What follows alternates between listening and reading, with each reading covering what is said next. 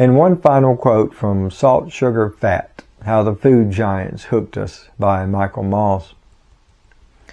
Every year in New York City, the top executives of companies that sold a wide range of goods gathered together under the auspices of the Conference Board, an August association best known today for conducting the Consumer Confidence Survey.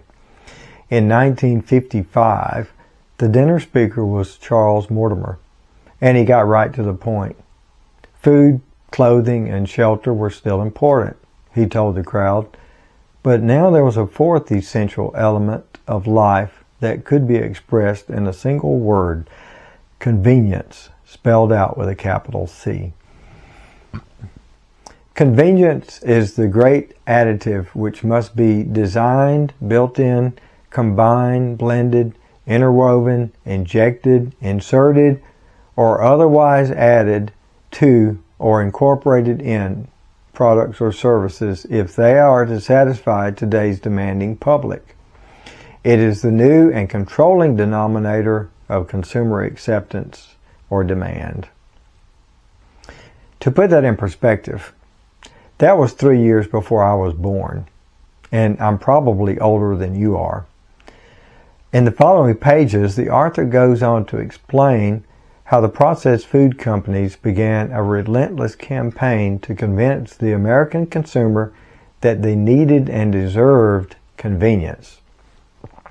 If you're around my age, you may remember 1971 and Barry Manilow singing, "You deserve a break today, so get up and get away to McDonald's." By that time, the efforts of Betty Dixon and other high school home economics teachers to convince young women that the old ways of cooking from scratch were the best were eclipsed by another Betty, Betty Crocker. The imaginary, flawless Betty Crocker, who never slept but worked around the clock to promote slogans like, "I guarantee a perfect cake every time you bake cake after cake after cake." Now, please don't misunderstand me. I am not totally opposed to convenience. I love central heat and air, a long hot shower, turning a knob on the stove to cook instead of having to build a fire. I believe we live in the absolute best time and place in the history of the world. But as I stated earlier, too much of a good thing is not good. We have grown so accustomed to convenience that we have become fat and lazy. We have advanced way beyond "you deserve a break today" to the idea these days that we are entitled to have everything done for us and given to us. We need a healthy balance.